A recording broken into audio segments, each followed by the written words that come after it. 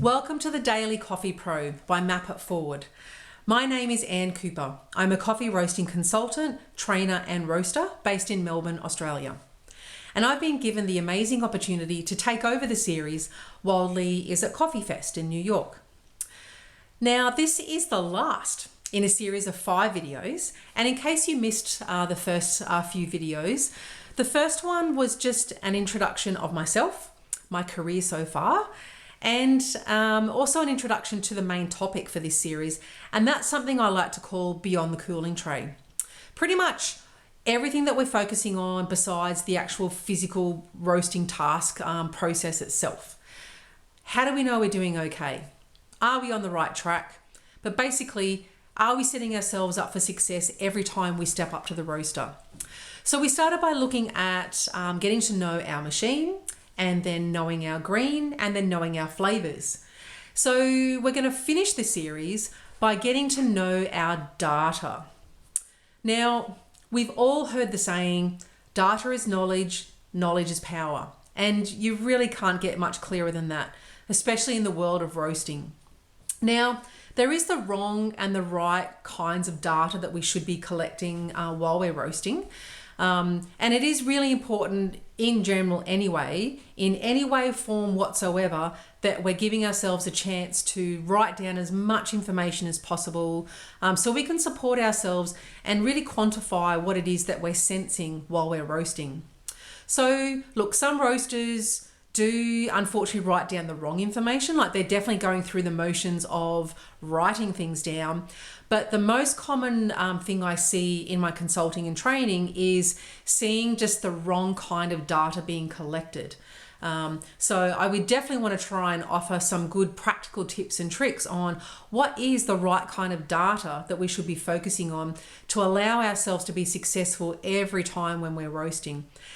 Data collection is also great to make sure we've got that with us when we're doing our tastings and our evaluations. So again, if we don't have the right kind of data, then we're not going to be able to make a really good decision on whether we feel we need to fix a roast, how do we fix it, and where a potential issue might be coming from. So good data collection is great for troubleshooting. It can really help highlight any potential limitations in your machine because you might have a specific profile or flavor intention in mind.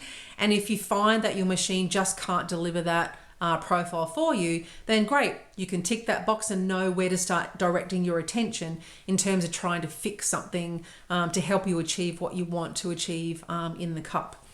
But I also wanted to make a note that I'm not going to focus on and talk about specific software applications out there because it's important to recognize that not everybody likes using them or has access to them. So I'm definitely going to try and offer some good practical hands-on material that I always use in my roasting, in my consulting, and I also really encourage other roasters to do the same as well. So one of the things, so sort of like, you know, going back through the structure of where we started with our videos,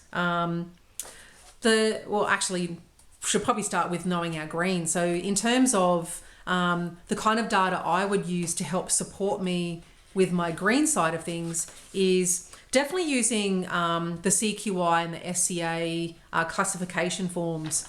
And it's really good because it is important to recognize where not all of us are operating in a protocol, you know, kind of bubble. But if you do need to, you know, give some feedback about a product, especially your green, that's where it's really great to make sure that you've got the right kind of information and the right kind of data recorded. So with knowing our green, we definitely spoke about, I really encourage you to definitely do your measurements because by quantifying what you're potentially then seeing as feedback in the roaster, that will then also help you better understand, you know, what's going on with that green. Is it drying out too quickly?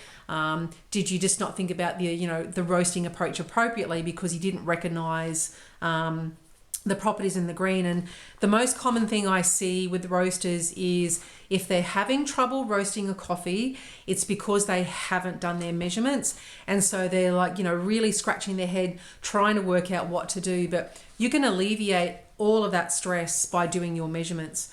And if you do have any issues, with your coffee and you need to give feedback to the traders, again, I definitely recommend referring to the SCA classification form and just try your best to write down what you're finding. Because look, as roasters, I guess humans in general, we are always quite guilty of eating with our eyes and making a quick judgment without backing it up with any form of data collection and quantifying.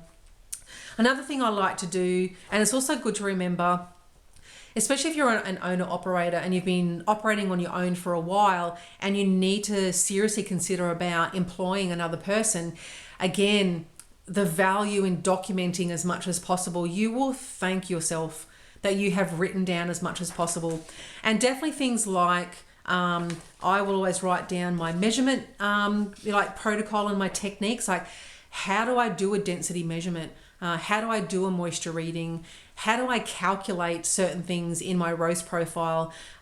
So then you've got that information documented for your potential new employee, and it will make it a lot easier for you in terms of training and education as well. So documenting any good key measurement steps is really great as well. Okay, so this is definitely something, the next document is something I like to call the daily roast log. Now, again, recognizing, look, with the software applications, some of them do have some very powerful data collection abilities, but it's more about the format in which you're seeing that information. So you can most definitely record key information, whether it be on your computer in an Excel spreadsheet, or you can bring up the report from that software application. Something I like to do for myself is more of a manual document for my daily roast log, where I'm actually writing down key events, checkpoints, milestones throughout the roast profile. So this is definitely a document that has really helped in my consulting and training and really helping roasters connect with their roasting style, their profile, and the flavors, and defining their roasting style and flavors as well. So this daily roast log is also fabulous to have next to you when you're doing your production roast evaluations as well. So because it has a summary of all of the key events, you'll go to taste a coffee and then you'll very quickly work out whether it's within your intended spec for the flavor intention of that particular coffee. So here's an example of a document already filled out, and you can see then what will happen. You'll start to see patterns in the data as you're looking down. So especially if you're doing a whole roasting session on just espresso roasting, and if you know that your roasting style is then connected to a certain set of parameters, then your parameters will then be reflected in the information that you're collecting on your roast log. So, and this is great to have then next to you when you're cupping and tasting. So then you can then, if you really like a coffee, then I would highlight the coffee on the roast log. And then I know that that's the profile that I need to stick to in terms of better defining my flavors. So as a roaster, I started doing a daily roast log. Oh my goodness, it would easily be almost 10 years, definitely for 10 years now. And it's the best thing ever that I've done for myself with my roasting. Again, I totally understand there's a lot of, software applications and other electronic ways of doing that. But, having that tangible bit of information next to you is incredibly valuable. Now, that daily roast log needs support. So yes, it is a summary of key milestones and events in the profile, but what it's also a reflection of is your individual roasting style, your ethos, everything that you want to do with your roasting. Now, that will also be connected to, as we spoke about with knowing your machine, it's going to be connected to your specific probe, because that probe is going to bring along with it specific data. That data is then going to be connected to the way that you map yourself away, the way that you map your way through a profile, which then creates specific flavors. So one thing that I do in the roasting course, and I really encourage roasters to do, is to create what I call, it's a parameters chart. So basically it's a way to help us better understand, more than anything, how to finish a roast. Because the most terrifying part of roasting is you're standing there, the beans are cracking, and you're going, I really need to do something right now. I need to make a decision on how to finish this roast.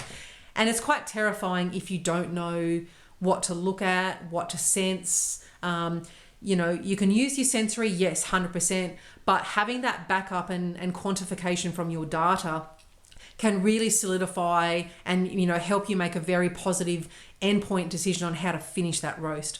So based on the daily roast log, highlighting the flavors that we like, then we'll be able to then summarize that data into a chart.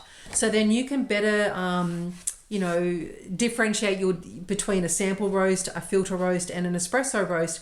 But definitely remembering that data is very much dependent on the probe, so its thickness, its type, and its positioning in the roaster.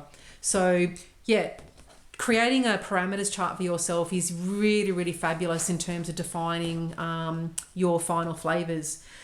What it also helps to reinforce as well, and this is something that we'll touch on in my roasting course in Portland with Lee's Map It Forward event, is steering us away from defining our roasting in terms of, it is really dangerous to define your roasting just by the development ratio percentage.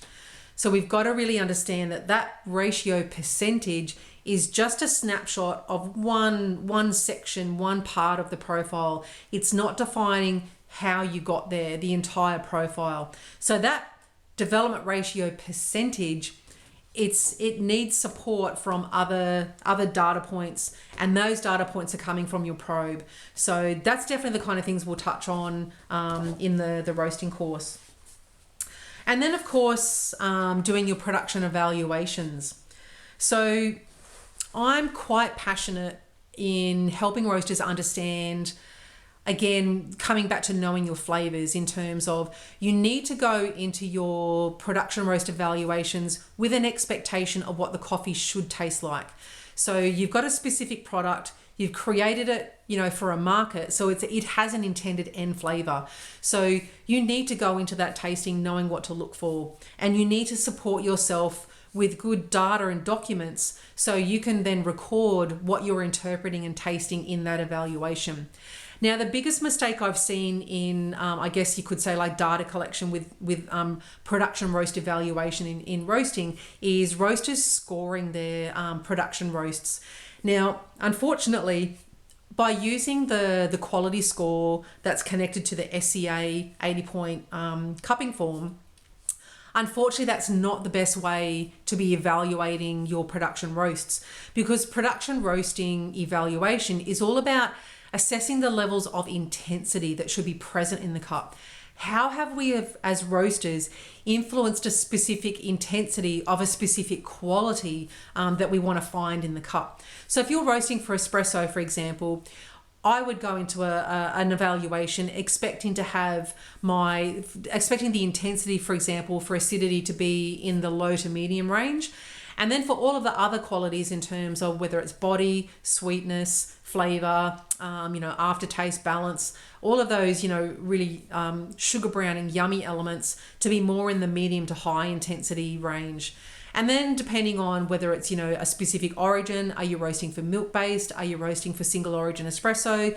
That will have its own unique data points and evaluation expectations as well. If I'm roasting for filter, then of course, naturally, I would be looking for the acidity to be in the medium to high range, but the other attributes, the other qualities may have some different levels of intensity based on specifically the origin and the process, and which specific flavor are you wanting to express in the end cup.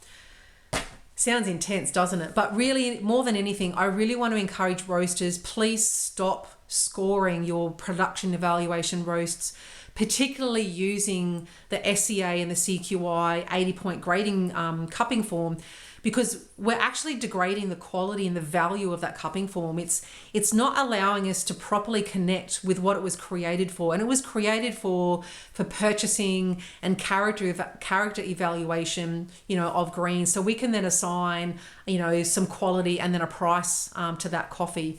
And it's just not relevant to production roast evaluation. So documents I like to use for myself then for production roast evaluation is a form like this, which is then has all of the individual qualities, but then I'm then assessing the levels of intensity that I would want to see in the cup in terms of low, medium, and high. And then my final decision point is it true to taste? So I've actually taken away the value point of balance, and I've put true to taste in at the end, because for me, true to taste, it's the absolute essence of why we're doing a production roast evaluation. It's the absolute support of all of the data, our roasting profile, our roasting approach, because at the end of the day, we're asking ourselves, is it true to taste? Is it tasting the way it's supposed to taste as the intended end product? So having a much more simple, very targeted, focused production evaluation form like this really helps you move through your cuppings and tastings a lot more smoothly. You're not stressed about trying to move through a really complicated scoring form as well. And it really allows you then to connect back to your daily roast log, your parameters, because if something is out of spec, so we want the true to taste. True to taste should always be 3. So 1 is not ideal, 2 is kind of like okay, and 3 is yes, that's exactly where it should be. So because it's basically saying we've either nailed our roast profile or we didn't. So if it's sitting in the 2 range because we missed the mark a little bit, we affected our expectation on the intensity on one of those qualities, we can very easily go back to our daily roast log, see which data point is not within spec, does it not meet then the parameters chart, and then we know how to go back to our roast profile and fix it. So another thing I also really love to do with my evaluation is to have a master evaluation form of expectations laid out. This is really great when you have a roasting team cupping and tasting and evaluating together.